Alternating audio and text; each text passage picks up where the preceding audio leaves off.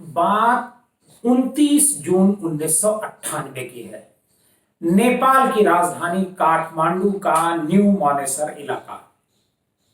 Mirza Dilshad bag अपने घर पर कार से रुकते हैं। बिजली उस समय गायब थी। तड़ातड़ गोलियां चलती हैं और मिर्जा दिलशाद बेग वहीं पर ढेर हो जाते हैं। कुछ ही सेकंड बाद जो काठमांडू की बिजली है, मतलब जो लाइट है, वो आ जाती है। काठमांडू में उस समय 6 से 9, मतलब 6 बजे से लेकर के रात के 9 बजे तक बिजली गायब रहती थी। जैसे ही बिजली आती है, उस रास्ते गुजरने वाले लोग मिर्जा दिलशाद बेग को गिरा हुआ देखते हैं और 3 हमलावर मौके से भाग रहे होते हैं। पुलिस को इत्तला दी जाती है, पुलिस आती है। पूरे नेपाल में मिर्जा के मर्डर के बाद एक हंगामा खड़ा हो जाता है, एक अलग तरह का तनाव खड़ा हो जाता है, तनाव पैदा हो जाता है। नमस्कार, आदाब, आप देख रहे हैं डीएनएम शो। डीएनएम शो में हम अपराध की सच्ची कहानियां आपके सामने लेकर के हाजिर होते हैं। अगर आपको हमारी कहानी पसंद आती है तो हमारी इस जो कहानी है इसको ज्यादा से ज्यादा लोगों को शेयर कीजिए और हमारे चैनल को सब्सक्राइब कीजिए। आज की जो कहानी है वो नेपाल और उत्तर प्रदेश के, भारत के माफिया सरगना जिसने नेपाल में शरण ले रखी थी, मिर्जा दिलशाद बेग है।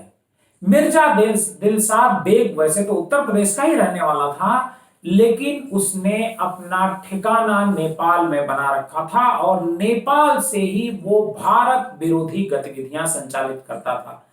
आतंकियों के घुसपैठ, फेक करेंसी, चरस का कारोबार, चोरी की गाड़ियों को खरीदना, ये सब उसका एक सगल था। लेकिन जब ये पता चला भारतीय एजेंसियों को कि पाकिस्तान में रहने वाला भारत का सबसे बड़ा दुश्मन दाऊद इब्राहिम के लिए मिर्जा दिलशाद बेग काम कर रहा है, उसके बाद से मिर्जा की मुश्किलें बढ़ने लगी।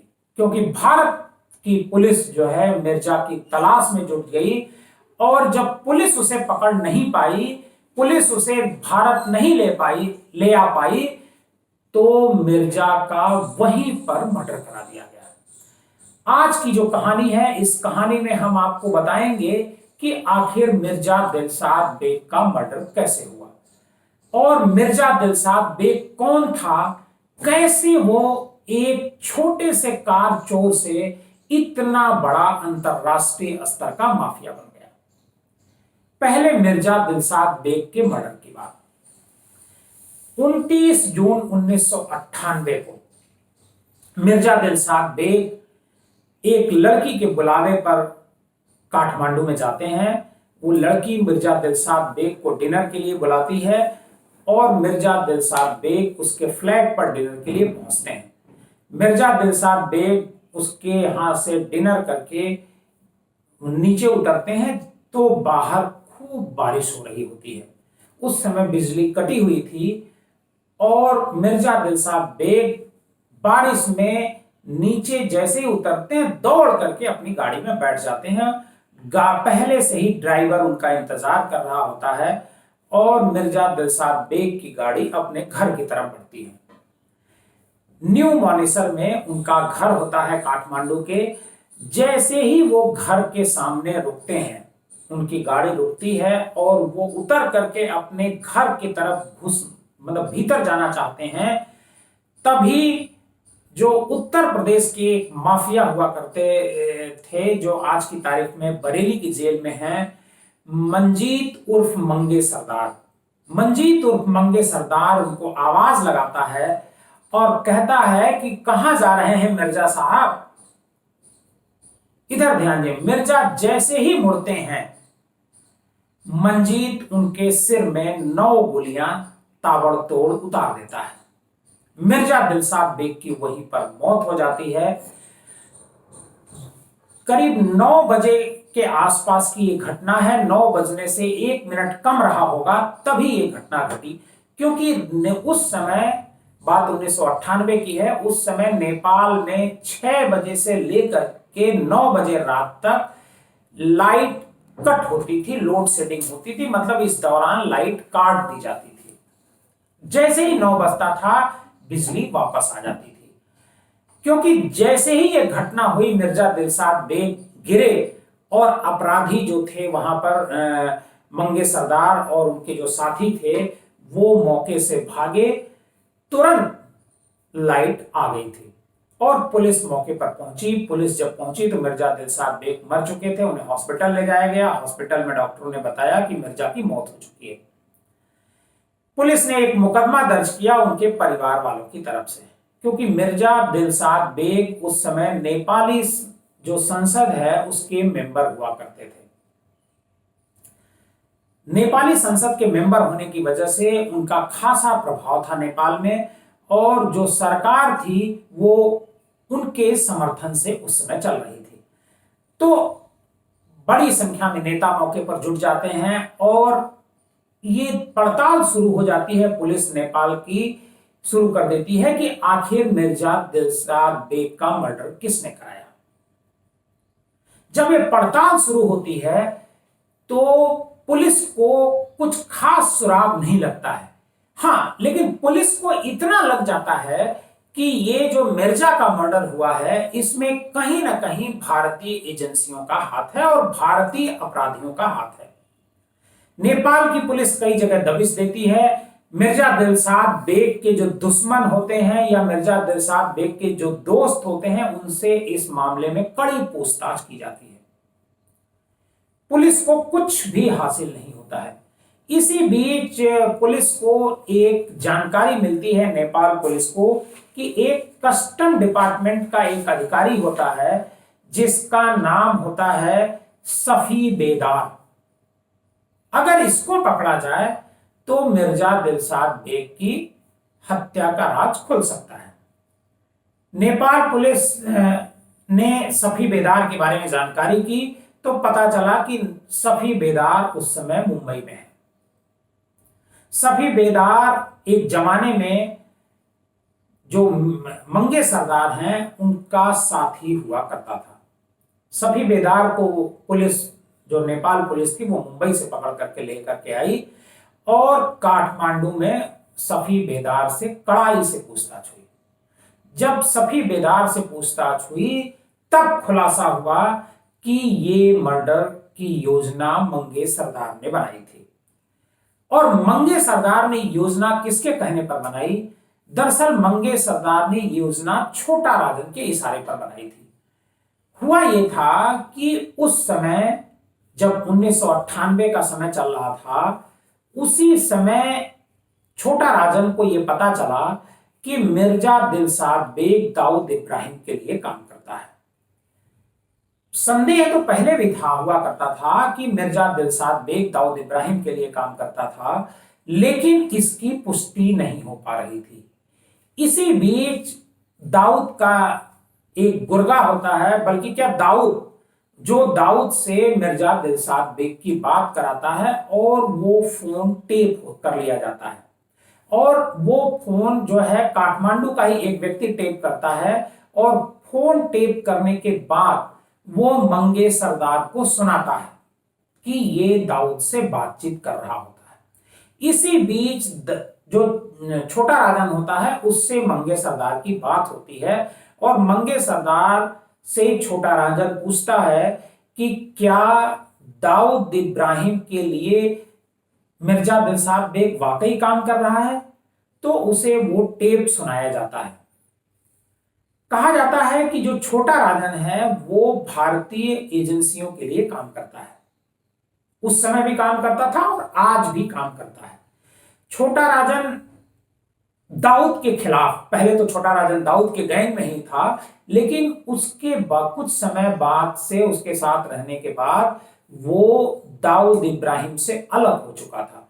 और दाऊद इब्राहिम से अलग होने के बाद जो एजेंसियां थी, जो आईबी, रॉ, ये सारी एजेंसियां थी और जो मुंबई पुलिस थी, उन सब ने छोटा राजन से संपर्क किया और छोटा राजन को प्रोटेक्ट किया कि दाऊद इब्राहिम के खिलाफ जितनी भी सूचनाएं हो सकती हैं वो छोटा राजन से हासिल की जाए।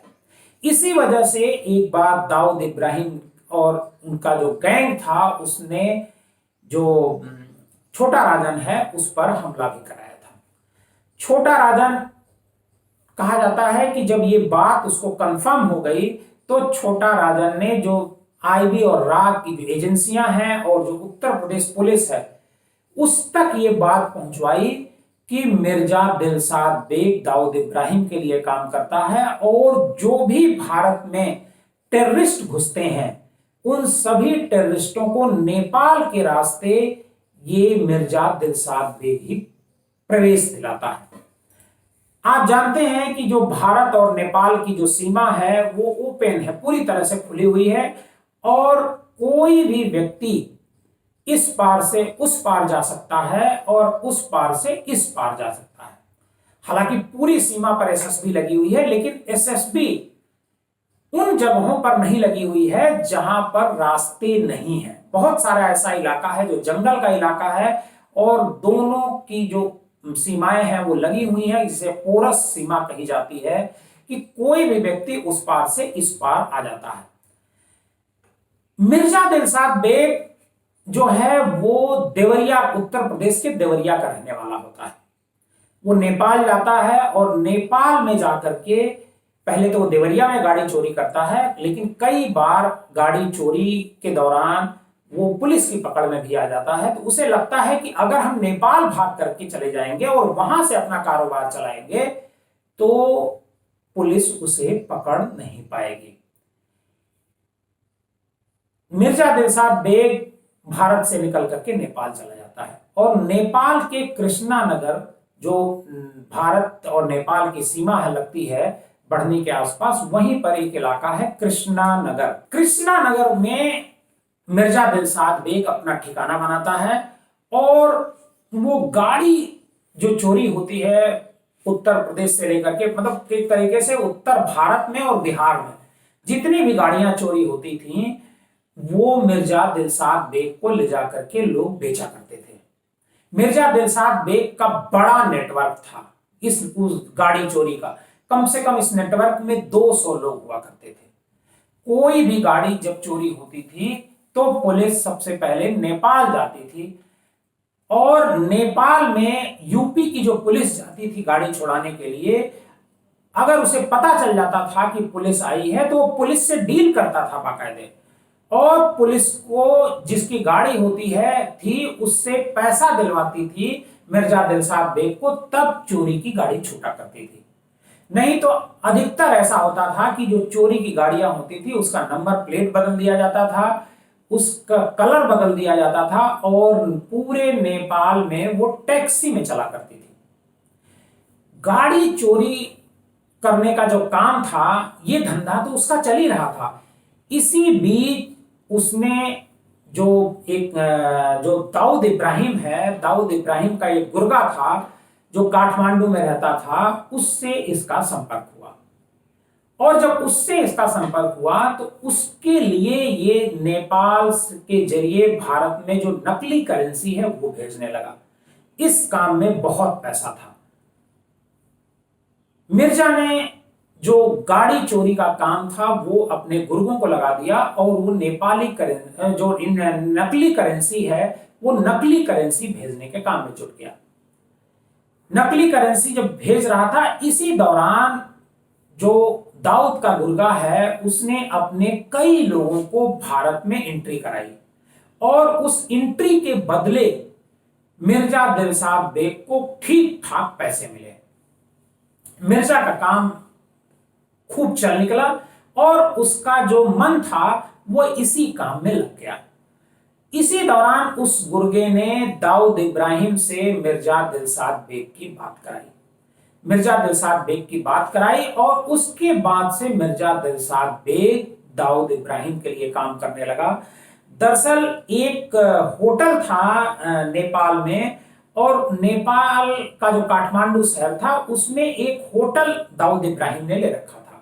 उसी होटल में जो पाकिस्तानी टेररिस्ट थे वो आकर के पहले हवाई जहाज से नेपाल आते थे और नेपाल में उसी होटल में ठहरा करते थे और वहां से फिर नेपाल की जो उत्तर प्रदेश और बिहार और उत्तराखंड की जो सीमा लगती है उस रास्ते घुसने की कोशिश किया करते थे। अब उनके पास एक बड़ा आदमी था, एक बड़ा ताकतवर आदमी था, मिर्जा दिलशाद बेग, जो उनकी एंट्री कराता था। मिर्जा दिलशाद बेग के पास जब खूब पैसा हो गया तब उसे लगा कि उसे अब नेतागिरी में उतरना चाहिए। तो वो जो पश्चिमी नेपाल का एक इलाका था कपिलवस्तु, उस इलाके से वो चुनाव लड़ा और चुनाव लड़कर के भारी वोटों से जीता और उसके सहयोग से सरकार बनी, उसमें वो मंत्री बना।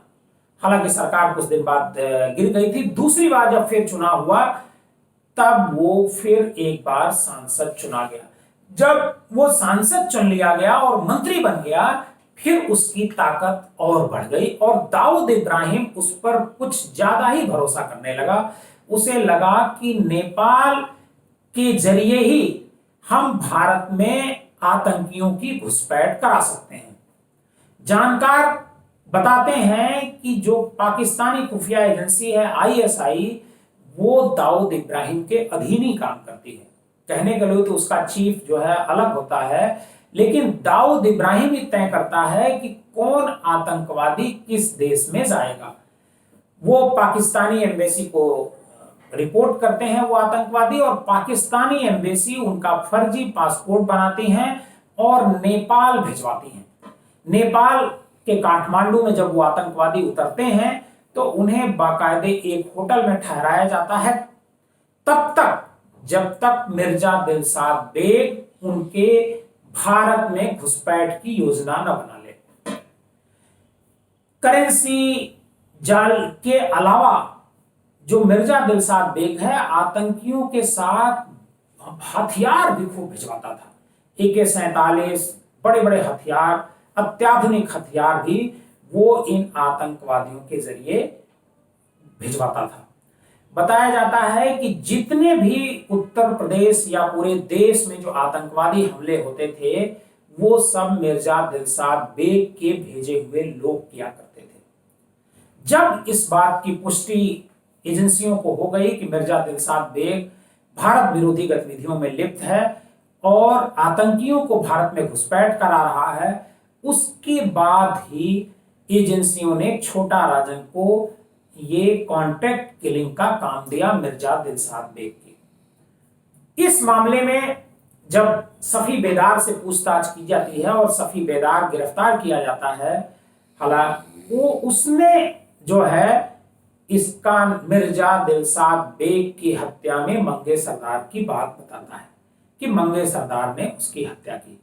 उसके बाद जो नेपाल पुलिस होती है वो मंगे सरदार के घर पे दबिश देती है। हालांकि मंगे सरदार वहां से फरार हो चुका होता है और जो लड़की होती है जिसके यहाँ मिर्जा दिलशाद बेग खाने पर जाता है, वो दरअसल मंगे सरदार की जानने वाली होती है और मंगे सरदार ने प्लान ये किया था कि मिर्जा दिलशाद बेग को उस लड़की के घर पर ही उड़ा दिया जाएगा और हम लोग फरार हो जाएंगे। लेकिन उस समय बारिश होने की वजह से मिर्जा दिलशाद बेग तो उसके फ्लैट पर पहुंचा, लेकिन मंगे सरदार और जो उसके साथी थे वो फ्लैट तक नहीं पहुंच पाए थे। तब तक मिर्जा दिलशाद बेग वहां से निकल करके अपने घर के लिए निकल जा रहा था और घर के सामने उसकी हत्या की गई। मंगे सरदार के खिलाफ पूरे नेपाल में पोस्टर लगाए गए। उसके बाद मंगे सरदार कई जगह होते हुए जो यूपी की एसटीएफ है उसके साथ कलकत्ते में मुठभेड़ होती है। कलकत्ता का पार्क स्ट्रीट का इलाका होता है। पुलिस को खबर लगती है कि मंगे सरदार और उसके जो साथी हैं वहां पर हैं। दोनों के बीच मुठभेड़ होती है और उसमें मंगे सरदार को कई गोलियां लगती हैं। उसके बाद मंगे सरदार वहीं से गिरफ्तार कर लिया जाता है और इस समय बरेली के सेंट्रल जेल में आजीवन कारावास की सजा काट रहा है। आज की हमारी ये कहानी आपको कैसी लगी, हमें कमेंट बॉक्स में जाकर जरूर बताइएगा।